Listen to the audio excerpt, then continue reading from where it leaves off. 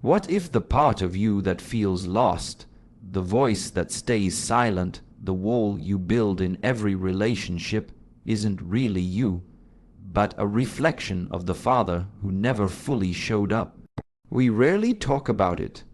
The missing presence, the withheld affection, the love that felt like a reward you had to earn. But deep within, your heart remembers not just the words he said, but the words he never did, not just the moments he was there, but all the times he wasn't. And slowly, quietly, you learned how to carry that silence like a second skin. This is not just a story about your father. This is the unseen legacy he left behind, and until you understand it, you will keep looking for pieces of yourself in places that can never give them back. Let us begin not with blame, but with truth, because your healing starts right here. Most of us carry a wound so quiet, so normalized, that we never question its source, the wound of the father. You see, a father isn't just a man in the house. He is the first reflection of strength, protection, and approval. When a father is distant, absent, angry, or emotionally shut down, the child doesn't stop loving the father. The child stops loving himself. You learned early, be strong, don't cry, don't expect too much, success earns love, and so you began to perform. You achieved, you pleased, you tried to be enough, not realizing you were already enough the day you were born.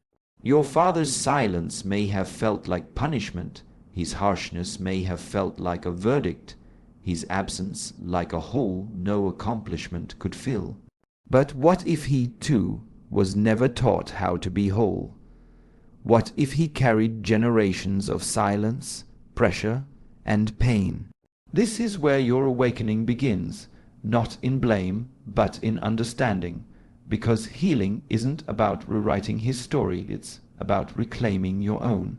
Key 1. The father wound often hides in success. There's a reason so many high achievers, leaders, and perfectionists carry an invisible exhaustion. Beneath the applause and awards, behind the image of confidence, lies a quiet desperation, a need to finally feel seen. For many, success isn't about passion or purpose. It's about earning the love that should have been given freely. When the father figure is distant, unexpressive, or overly critical, the child doesn't stop loving him, the child starts striving. Striving for grades, medals, approval, attention, because somewhere along the way the child internalizes a belief: I must earn love, I must prove I am enough. This becomes a silent agreement you carry into adulthood. Work harder, do more, outperform. The boardroom becomes a substitute for your father's eyes. The crowd becomes the echo chamber of the words you always wished he said: I'm proud of you. But no matter how much you accomplish, the inner child remains unsatisfied. Because success may impress the world, but it cannot fill the hole where your father's validation should have been. This is why so many achievers feel empty after their biggest wins. They weren't celebrating for themselves. They were hoping someone else finally would, and over time, this hidden father wound can turn success into slavery. You stop creating for joy and start performing out of fear. Fear of being unseen, unworthy, or unloved. Key 2. His absence created a silent standard you still follow when a father is emotionally distant, physically absent, or simply too consumed by his own burdens to be present. The child doesn't just note the absence, they adapt to it, but this adaptation comes at a cost. As a child, you didn't have the emotional tools to understand why your father wasn't there for you in the way you needed. So, rather than blame him, you turned inward. You created reasons. Maybe I'm too much. Maybe I don't matter. Maybe I need to work harder, be quieter, be stronger.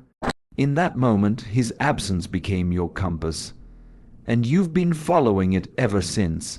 That lack of presence formed a template, a silent but powerful standard for how you now view love, relationships, and even your own worth. You learned to expect inconsistency. You learned that emotional connection comes with distance, that love must be earned, and that you shouldn't get too comfortable with intimacy because it always fades. This shows up in your adult life more than you realize. You might chase emotionally unavailable people because that feels familiar. Or maybe you become the one who pulls away because closeness feels unsafe. You may struggle with trust, with boundaries, with believing that someone could stay, not because you're broken, but because your early model of love was unpredictable. The hardest part, you may not even realize you're still following a script written by your father's silence. You live cautiously, expect abandonment, and prepare for rejection, not because you want to, but because deep down that's what you were taught to anticipate. Key 3. You inherited his emotional suppression without realizing it. Fathers are often taught by society, by their own fathers, by unspoken tradition, that emotions are a weakness, that crying is shameful, that vulnerability is dangerous, so they bury what they feel. They stay silent when they're hurting. They wear strength like armor, even when they're crumbling inside. And when a child watches this long enough, they absorb the lesson without needing a word. Feelings are not safe. Emotions should be controlled. Expression leads to rejection or ridicule. So you grow up learning how to bottle your anger, hide your sadness, mask your anxiety. You put on a brave face, not because you're okay, but because you think that's what strength looks like. You may even convince yourself that you're fine all the time, that you're logical, grounded, and unaffected when deep down you're numb. This emotional suppression doesn't disappear, it leaks out. It turns into rage behind closed doors, disconnection in relationships, shallow breathing, clenched jaws, sleepless nights. You may struggle to comfort others, not because you don't care, but because you were never shown how to hold space for someone else's pain, let alone your own. You inherited your father's silence, not just in the way you speak, but in the way you feel. The unspoken rule became clear. Emotions are private, messy, and must be hidden. But what you suppress, you carry, and what you carry silently eventually begins to carry you. Key 4. You confused fear with respect, and it shaped your boundaries. Many of us were raised to believe that obedience is respect, that silence in front of a father is honor, and that fear is the foundation of discipline. So, when a father leads with intimidation, harsh words, or unpredictable anger, the child doesn't question it. They internalize it as normal. You learn not to speak up, not to ask too many questions, not to show when you're hurt. You tread carefully. You shrink yourself to avoid conflict. You don't challenge him, even when you disagree, because deep down you fear the consequences, and that fear becomes labeled as respect. But fear and respect are not the same. True respect is built on understanding, trust, and mutual regard. Fear is built on control, suppression, and the constant threat of emotional or physical withdrawal. Yet, if you were raised with fear disguised as respect, you likely carried that confusion into your adult life. You may struggle to assert boundaries because somewhere inside you still believe that saying no is disrespectful. You may tolerate manipulation or domination because you're conditioned to freeze in the face of authority. You may even find yourself parenting others' emotions, making sure no one gets too angry, too upset, too loud, because you've been trained to keep peace at any cost? This unhealed conditioning affects your relationships, your career, your self-worth. You may feel guilty for expressing your needs. You may feel unsafe in your own voice. You might even fear becoming like him, or fear that if you step into your power, you'll turn into the very force that once silenced you. Key 5. His approval became the benchmark for your self-worth. As children, we look to our parents, especially our fathers, for recognition, for affirmation, for a sense of identity. A single glance of pride, a small word of encouragement, a moment of undivided attention, these things shape how we see ourselves. But when a father is emotionally cold, overly critical, or simply unable to express approval, the child learns to live in a constant state of performance. You begin to measure your worth by what pleases him. If he praised your grades, you chased academic success. If he valued toughness, you suppressed your softness. If he remained silent during your proudest moments, you started wondering if you were ever truly enough. This silent pursuit of approval doesn't fade with age. It follows you into adulthood, shaping your choices without you realizing it.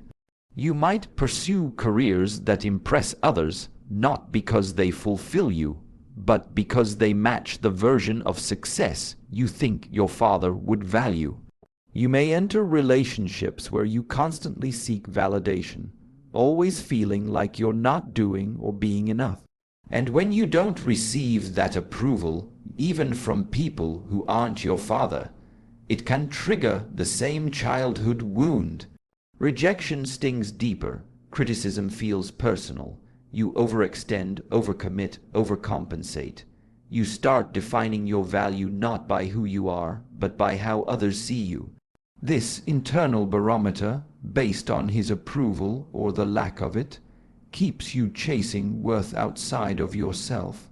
No matter how much you achieve or give, it never feels quite enough because the original source of validation was never fully granted. So you continue performing, hoping someone, somewhere, will give you what he couldn't. Key 6. You repeated his patterns even while trying to avoid them. One of the most painful truths in healing is this: what we don't consciously heal, we unconsciously repeat. Many people grow up determined not to become like their fathers. I'll never treat my kids the way he treated me. I'll never be cold, angry, unavailable, distant. But without understanding the root of his behavior, we end up mirroring the very traits we tried to escape. Why? Because familiarity is powerful. If your father handled conflict with silence or aggression, chances are that became your default too, not because you want to be like him, but because it's what you learned. You may find yourself withdrawing in arguments, raising your voice when overwhelmed, or shutting down emotionally when you feel vulnerable. These aren't random habits, they're inherited patterns. This repetition isn't just limited to behavior. It shows up in your relationships. You may attract partners who remind you of him, emotionally distant, hard to please, or critical, and you try to earn their love the way you once tried to earn his. Or maybe you become overprotective, overly self-controlled, or emotionally disconnected as a parent, terrified of passing on the same wounds, yet unknowingly doing just that. What's most confusing is the guilt that comes with it. You promised yourself you'd be different, but in moments of stress or fatigue, his voice comes through your mouth. His reactions echo in your own. And that realization can feel like a betrayal to yourself, to your children, to the part of you that still aches from his impact. But this is not about blame, it's about awareness. You cannot change what you aren't aware of. And until you truly understand the why behind his patterns, the trauma, the fear, the silence he carried, you will keep reliving them even with the best intentions to do the opposite. Key 7. You never learned how to receive love, only how to earn it. If your father's love was conditional based on achievement, obedience, or how well you fit into his expectations, then you likely grew up believing that love is something to be earned, not something you deserve. You may have gotten attention when you succeeded, stayed quiet, or followed his rules. But when you failed, expressed emotions, or simply needed care, the warmth vanished, the silence grew. The distance widened. Over time, this teaches you a dangerous lesson, that love comes with terms and conditions, that you have to prove your worthiness, that to be accepted, you must be impressive, low maintenance, or emotionally controlled. And so, even now, when people offer you genuine love or support, you might feel uncomfortable because you don't trust it. You question it, you wonder what they really want in return. You may even sabotage love when it feels too easy. You may downplay your needs, avoid asking for help, or keep people at arm's length, not because you don't crave connection, but because deep down you're afraid of being rejected once someone sees your full self. After all, that's what you experienced: love with conditions, affection that disappears the moment you become too much. This wound goes deeper than relationships. It touches your self-worth. You hustle for approval, you overgive. You feel anxious when you're not performing, achieving, or doing something useful. You fear rest, softness, and vulnerability because they were never safe under your father's roof. So you grow up successful, responsible, maybe even admired. But quietly you feel empty because no one taught you how to simply receive love, to feel safe being seen in your unpolished, messy human state. You were raised to believe that love must be earned. And until you heal that belief, unconditional love will always feel foreign, even frightening. Key 8.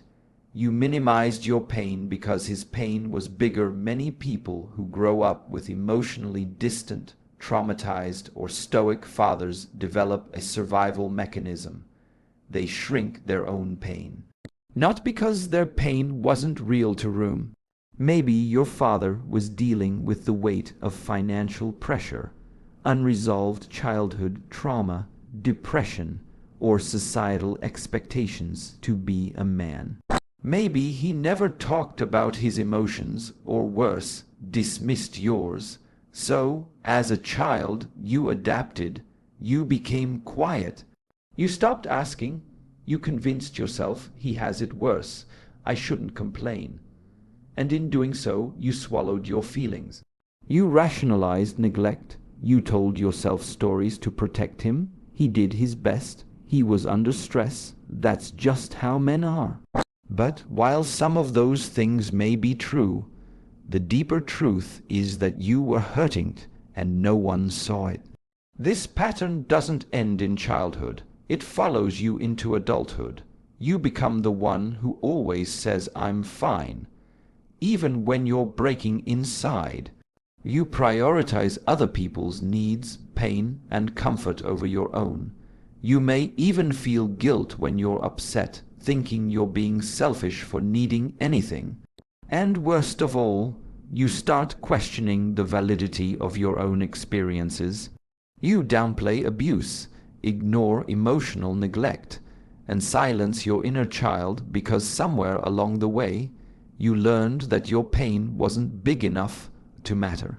But healing begins when you give yourself permission to feel it all, when you stop ranking pain, when you stop minimizing your hurt just because someone else was hurting too. Because yes, your father may have suffered deeply, but so did you. And both truths can exist without canceling each other out. Key 9. You confused emotional absence with strength expanded growing up. Many of us were taught directly or indirectly that emotions are a weakness, especially in men. If your father rarely expressed affection, never cried, avoided vulnerable conversations, or responded to pain with silence or anger, you may have started to associate that emotional detachment with power. You were conditioned to believe that stoicism equals strength. So when your father seemed unshaken by tragedy, unmoved by your feelings, or indifferent to emotional connection, you may have admired it at first, or at least accepted it. He's strong, you told yourself. He doesn't let things get to him. But inside, you felt a void because that version of strength left you feeling unseen, unheard, and unloved. This belief becomes especially dangerous as you grow older. You begin to mirror it. You suppress your own vulnerability in the name of being tough. You might push people away when things get too intimate. You wear emotional armor even in moments when softness is needed. You become the one who stays calm under pressure, but also the one who struggles to say, "I'm hurting," or "I need help." Worse, you start expecting others to do the same. You might judge people who are emotionally expressive, labeling them as too sensitive or needy.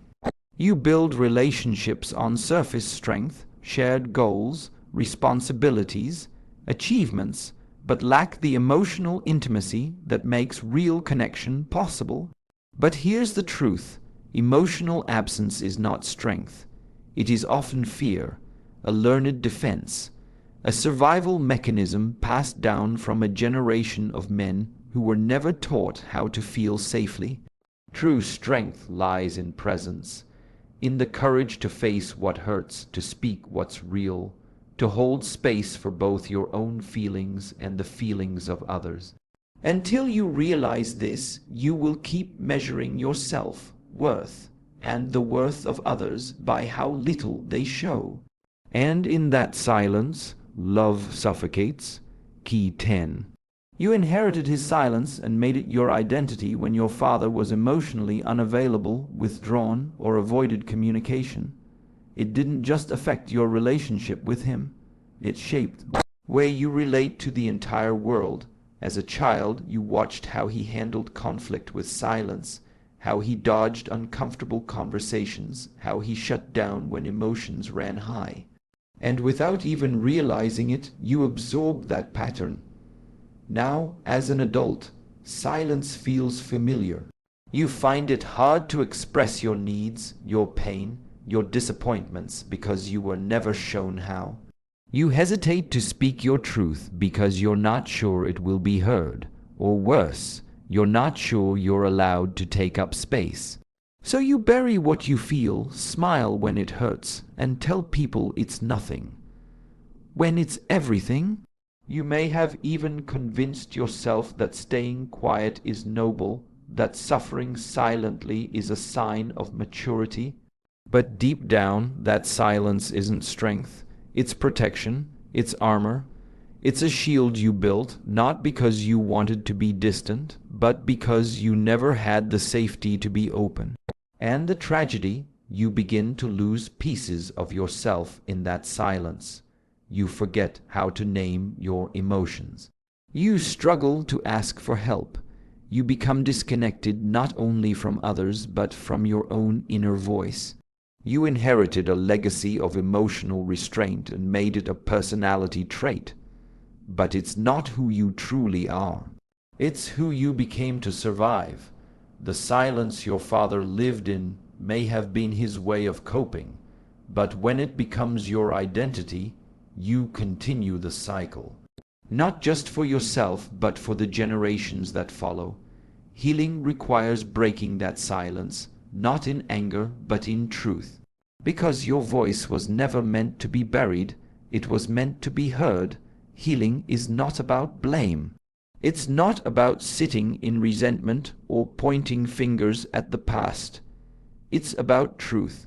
It's about walking back through the emotional house your father helped build within you, and asking which rooms are still locked, which walls were built for survival, and which doors you've never dared to open. To truly heal, you must understand that your father was not just your parent. He was also someone's son. He carried wounds you never saw, endured pressures you never understood, and survived a world that likely told him to be hard, silent, and unbreakable. In many ways, he was fighting battles while trying to raise you, and in doing so, he may have handed you not love, but armor. But now it's your turn to choose differently, to understand that the pain you inherited does not have to be the pain you pass on. Your father's emotional limitations do not have to be your lifelong cage.